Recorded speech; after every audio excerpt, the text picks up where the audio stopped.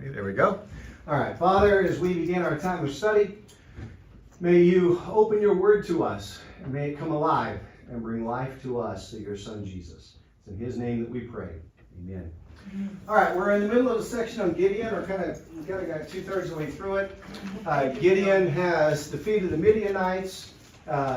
He has overseen, if you want to call it that, the death of the 2 princes of Midian. He has captured the 2 kings of Midian. He went to Shechem and to the other town and asked for help. Remember when his men were chasing him and they wouldn't give help?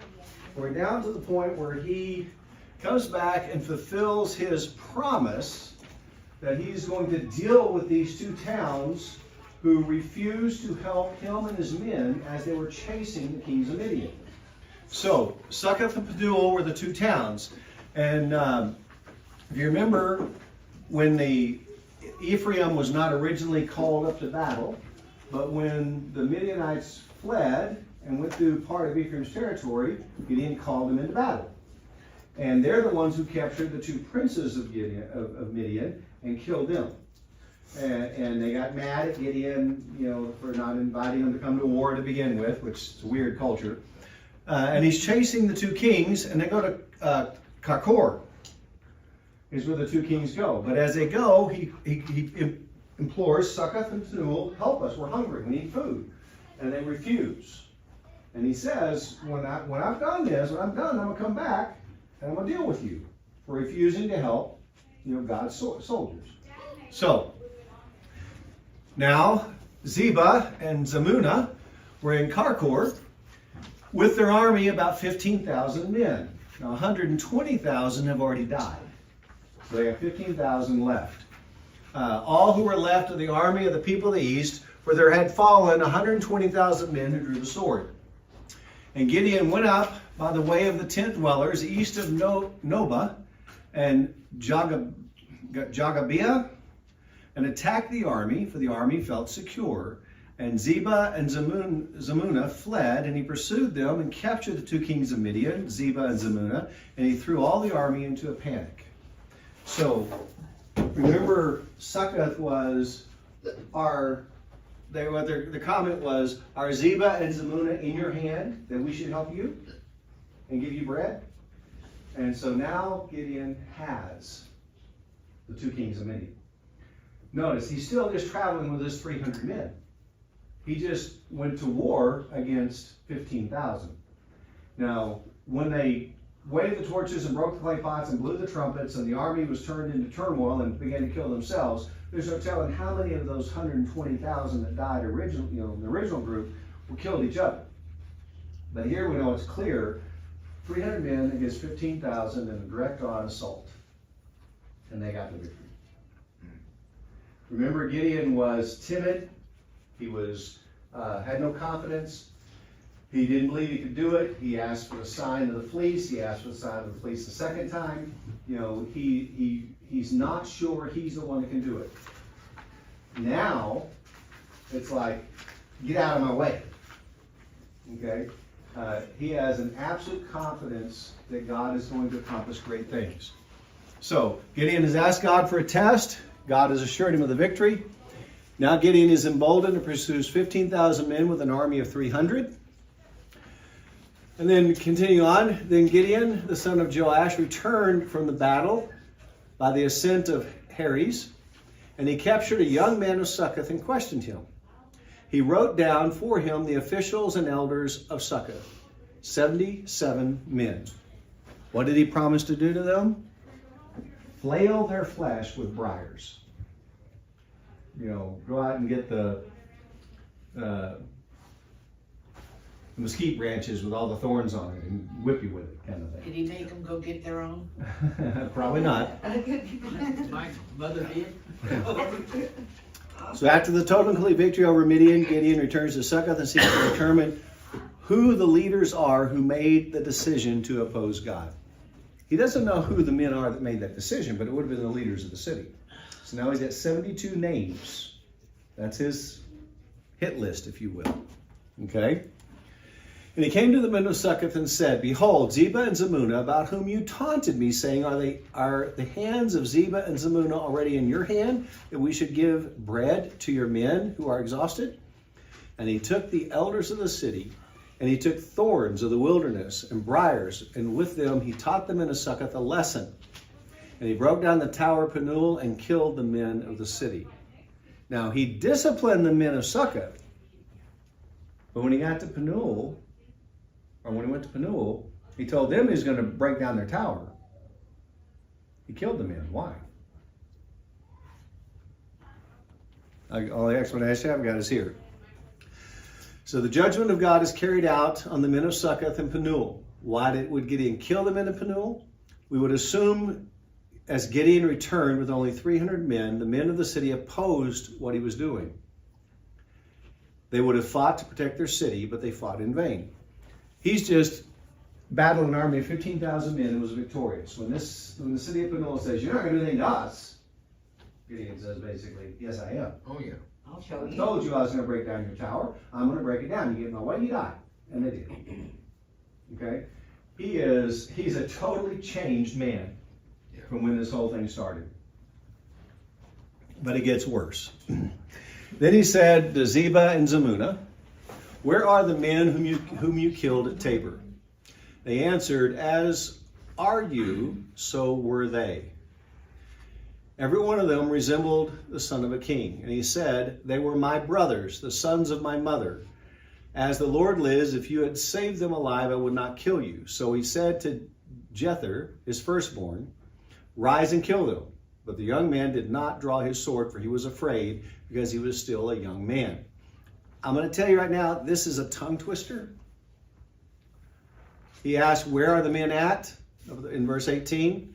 As you are, so were they. Past tense. They're saying in this really weird way of saying it, we killed them. You're alive, they were alive. Yeah. Okay, past tense. We killed them. Interesting thing, Mount Tabor came up with Deborah and Barak. Remember? And I saw something the other day. I went and researched a little bit. Mount Tabor in northern Israel is supposedly the mountain where the Transfiguration took place. I didn't know that. Not much, you don't hear much about Mount Tabor. Okay? So his youngest son is too unsure of himself as a younger man, don't know how old he is, to kill him. Then Zebah and Zalmunna said, "Rise yourself and fall upon us, for as a man is, so is his strength." And Gideon arose and killed Zebah and Zalmunna, and he took the crescent ornaments that were on the necks of their camels. Okay? So it gives you an idea of the culture. They're riding camels, and they've decorated with the kings, the ornaments and stuff on the camels. And all this comes into play. So it's interesting that when Gideon returned to Succoth, the Penuel brought with him the kings of Midian. Almost like, here's your evidence. I'll show you. You can't deny the fact that we are victorious, that God has done this. Okay? It was literally a slap in the face of those who opposed God. Gideon's orders the execution of Zebah and Zalmunna for the deaths of his brothers. And the men of Israel said to Gideon, "Rule over us, you and your sons and your grandson also, for you have saved us from the hand of Midian." Gideon said to them, "I will not rule over you, and my son will not rule over you. The Lord will rule over you." Okay? What would we call it? What is America? What kind of government? Democracy. And Republic. it's supposed to be a representative republic. Right. Okay. And you have monarchies. Israel had a theocracy. They were ruled over directly by God. They didn't like that. Here's one of the first times they asked for a king. Gideon says, "No, I'll not be your king. God's going to rule over you, not a man." Okay? Now, my note, even with all God has done for them, the people desire a king like the nations around them. This request will be granted with King Saul. And that's because they couldn't see him. They couldn't see him. They couldn't. Yeah, in a way, but he keeps showing up. Yeah, but they know he's there, but they can't physically, or can they? Because he's not right there all the time like a king on a throne, they tend to Right. drift away Right. instead of remaining faithful. Yeah. So Gideon said to them, "Let me make a request of you. Every one of you give me the earrings from his spoil." For they had gold earrings because they were Ishmaelites. Who's Ishmael? Son of, just a minute, slow. Ishmael, the son of Hagar. Son of Hagar, the And concubine, if you will, of Abraham, Sarah's maidservant. Yeah. So you have the Jews who are descendants of Isaac, Abraham's secondborn, who are fighting against Ishmael, descendants, Abraham's firstborn. It's all family. Yeah. It's still that way over there today. Yeah. Okay? Still that way today. They didn't learn anything. Okay? So I put the Middle East as one big family. And it is. Abraham's line into the Arabs and the Jews is the vast majority of the people over there. They answered, "We will willingly give them." And they spread a cloak, and every man threw in the earrings of his spoil. And the weight of the gold earrings that he requested was 1,700 shekels of gold, besides the crescent ornaments and the pendants and the purple garments worn by the kings of Midian, and besides the collars that were around the necks of the camels. So, just in the earrings, a shekel is approximately half an ounce. That's 850 ounces of gold, in addition to what the kings had on and what the camels had on. That doesn't seem like a lot. We're talking about earrings. Huh? We're talking about earrings, though. That was all earrings. Well, okay. Just earrings. Okay. Okay?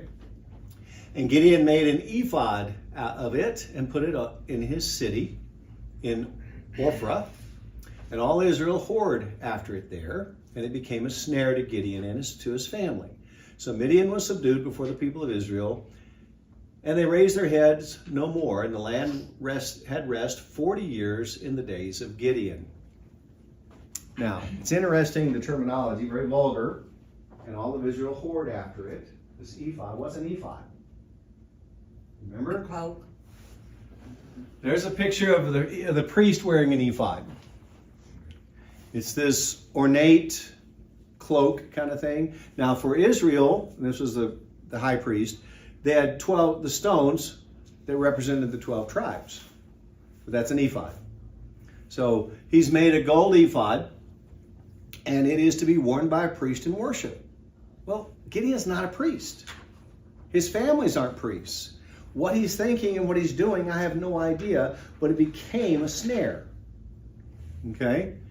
And what I put is it became an icon, kind of like an idol for the people. All right?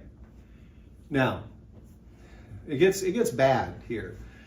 Zerubbabel, that's Gideon, the son of Joash, went and lived in his own house.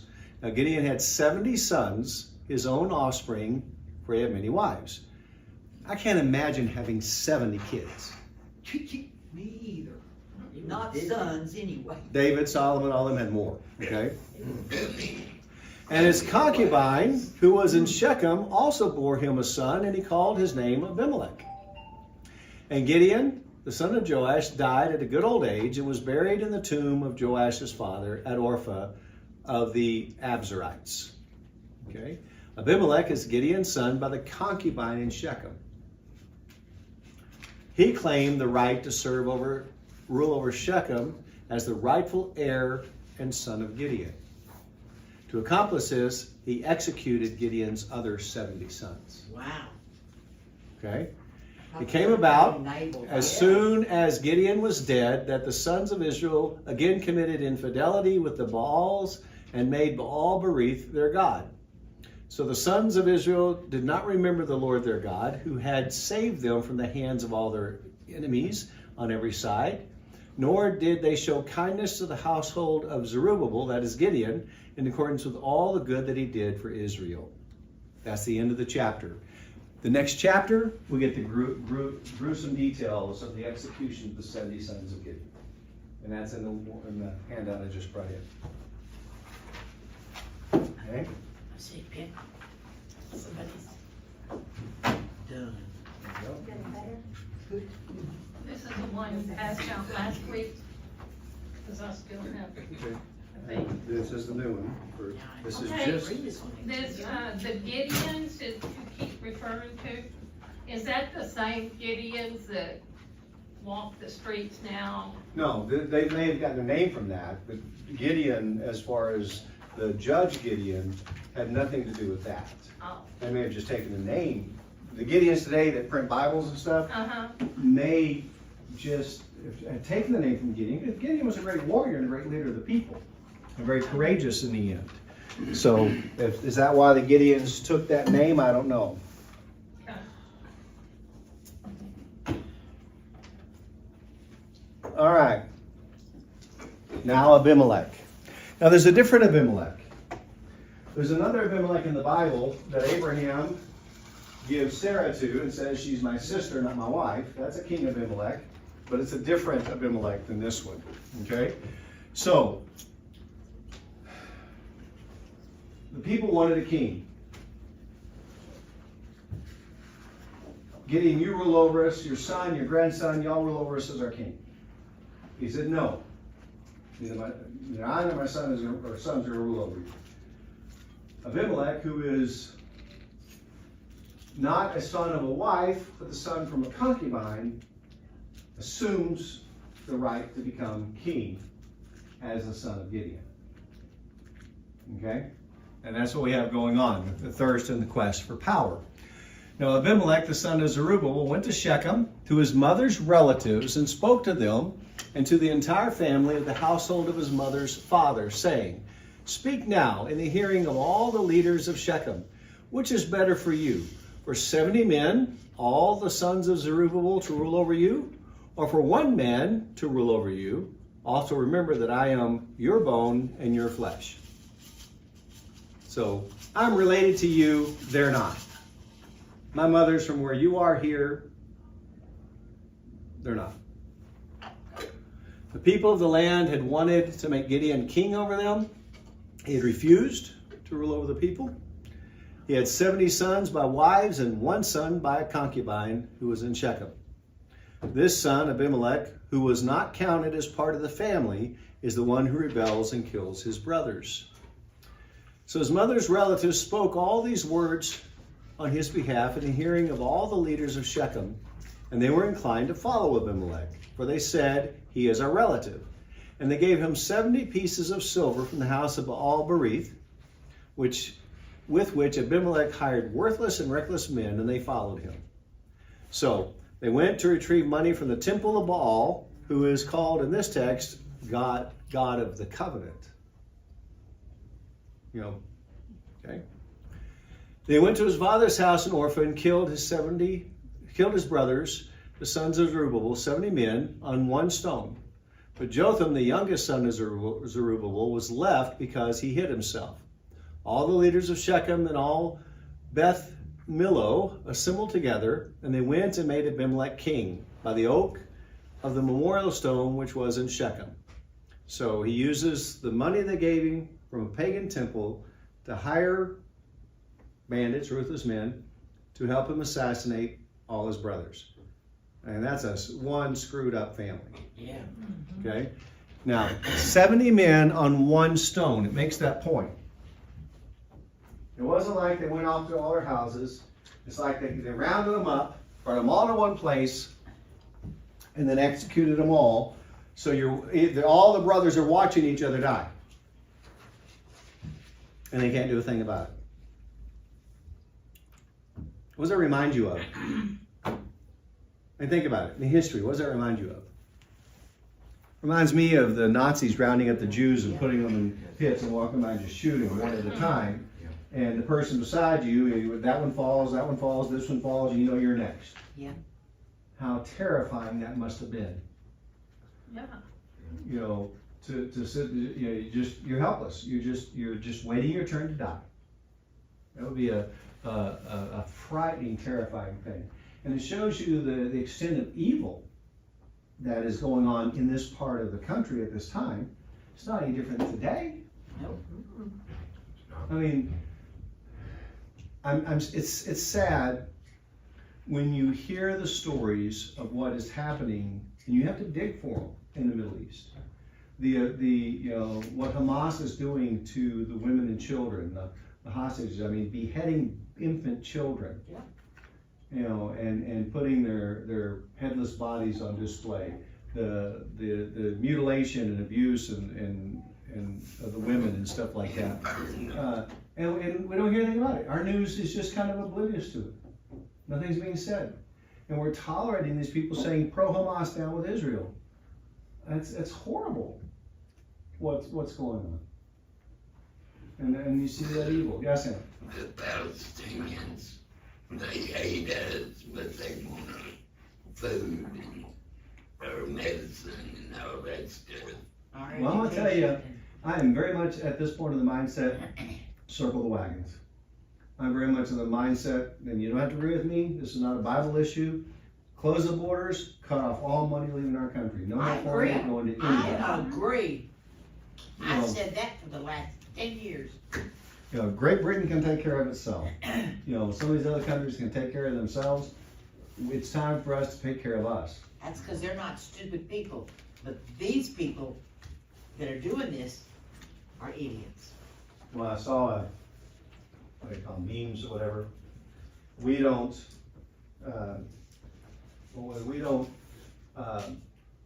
something terrorists. We don't go after terrorists. We fund them now. Yeah, Exactly. yeah. So, anyway, gross picture. You think of 70 men laying out. So Jotham, the youngest son of Gideon, that escaped, that hid himself. Okay. When they told Jotham, he went and stood atop Mount Gerizim. Okay, see up in the middle there, Mount Gerizim. All right. He raised his voice and called out, and he said to them, "Listen to me, you leaders of Shechem, that God may listen to you." Once the trees went to anoint a king over them, and they said to the... He tore down their tower and that was their stronghold, their keep, the place of security and refuge. He tore it down, leaving them defenseless, in a sense. Same thing. This place that you find your security in, may it become the source of your destruction. Okay? And it's going to, as the story goes on. So, then Jotham escaped and fled and went to Beer. And he stayed there because of his brother Abimelech. So down here, see Beersheba? That's where it's at. Where was he at? You see Mount Tabor is up there, and we were along about in here at Mount Gerizim, along about in this area. And if you want to know how the Bible strictly defines the Promised Land, see very up at the top, so Mount Hermon, and right below it is Dan. Dan to Beersheba. That's the Old Testament measurement north and south of the Promised Land. From Dan to Beersheba. 128 miles. That all? Yeah. It's not big. Here to Abilene. That's the entire north-south distance in the Promised Land. We know the history. We read all about what's happening. And it seems like such a big place. Yeah. You could put 150 Israels in Texas or more. Yeah. I mean, it literally is a small little patch of land. It just happens to be on the crossroads of the world. Okay? Beer is identified in ancient maps as Beersheba. Beersheba is as far south as a person can go and remain in the Promised Land. Once you get past Beersheba, in the old ancient days, you're going to Egypt. In the Old Testament times. So he runs from just south of the Sea of Galilee down here, because what's Abimelech going to do if he can get a hold of him? Kill him just like he did his other brothers. Okay? Now Abimelech ruled over Israel 3 years. Then God sent an evil spirit between Abimelech and the leaders of Shechem. What had this young guy done? Jotham? He put it in God's hands. I'm powerless to do anything about it. I'm but the one only brother that's left. You've got my half-brother Abimelech, who's now your king. He's an evil man. You've sided with evil. I can't do anything about that. So he runs, probably takes his family and gets protected, someplace. But he put it all in God's hands. So, an evil spirit between Abimelech and the leaders of Shechem. And the leaders of Shechem dealt treacherously with Abimelech, so that the violence done to the 70 sons of Zerubbabel would come, and the responsibility for their blood would be placed on their own brother Abimelech, who killed them, and on the leaders of Shechem, who encouraged him to kill his brothers. Remember, they gave him the money to hire the assassins to kill his 70 brothers. So, treachery breeds distrust. What's the old saying? There's no honor among thieves. There's not loyalty. There's not faithfulness among evil people. What is, the idea of dog eat dog? Every man for himself. Take care of yourself first, regardless of what it does to anybody else. That's evil. And that's what these men are like. Okay? If a person will work with you to betray someone else, the same person will betray you. Absolutely. How do they get most murder convictions? Somebody was involved. So rats them out. I saw it. I know what they did. I'm not going down for what he did. There was always distrust between Abimelech and the people of Shechem. Now the men of Shechem are plotting to destroy him. The leaders of Shechem set up men in ambush against him on the tops of the mountains, and they robbed everyone who would pass them on the road, and it was reported to Abimelech. Well, what's the king supposed to do? Protect the land. So if he's got to get out there and deal with this, so what's he going to do? Walk into a trap. They've hired these men out there to do bad things to get the king's attention so they can get at the king. Men of Shechem created a crisis which would require the attention and action of the king. Notice it is called an ambush. The intent is to lead Abimelech into a trap and end his life. It's not so good having a king rule over you when you've given him all the power and you know he's evil to begin with. I think the men of Shechem are probably suffering a little bit. They probably don't like the deal they've got because all of a sudden they're not in charge of their own lives anymore. The king is. Now Gaal, the son of Ebed, came with his relatives and crossed over to Shechem, and the leaders of Shechem trusted him. So they went out to the field and gathered the grapes of their vineyards and trampled them and held a festival. And they went into the house of their God, and they ate and drank and cursed Abimelech. So they've changed allegiances. We supported you, supported Abimelech. Now we're going to support Ebed. Okay? Somebody they think may be stronger than Abimelech.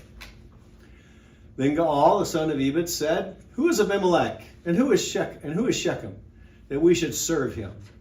Is he not the son of Zerubbabel? And is Zubal not his governor? Serve the men of Hamar, the father of Shechem. But why should we serve him? If only this people were under my authority, then I would do away with Abimelech." And he said to Abimelech, "Enlarge your army and come out." Now this is happening in a drunken party. He's mouthing off. Bullies talk big when they're in the midst of a drunken party. Abimelech's not there. Okay? The usurper challenges the king. When Zubal, the leader of the city, heard the words of Gaal, the son of Ebed, his anger burned. So using deception, he successfully sent messengers to Abimelech, saying, "Behold, Gaal, the son of Ebed, and his relatives have come to Shechem, and behold, they are stirring up the city against you." So this one guy, Zubal, is kind of in allegiance with Abimelech. Okay, he's on his side. While the men of Shechem trust Gaal, the leader of the city, Zubal does not. "Now arise by night, you and the people who are with you, and lie in wait in the field. Then in the morning, as soon as the sun is up, you shall rise early and attack the city. And behold, when he and the people who are with him come out against you, you shall do to them whatever you can." So Abimelech is warned, and a plan is set in place to deal with Gaal. They've been partying all night. How are they going to feel when they get up in the morning? They're going to be hung over. They're not ready to go fight. So Abimelech and all the people who were with him got up at night and lay in wait against Shechem in 4 units. Now Gaal the son of Ebed went out and stood at the entrance of the city gate, and Abimelech and the people who were with him arose from the ambush.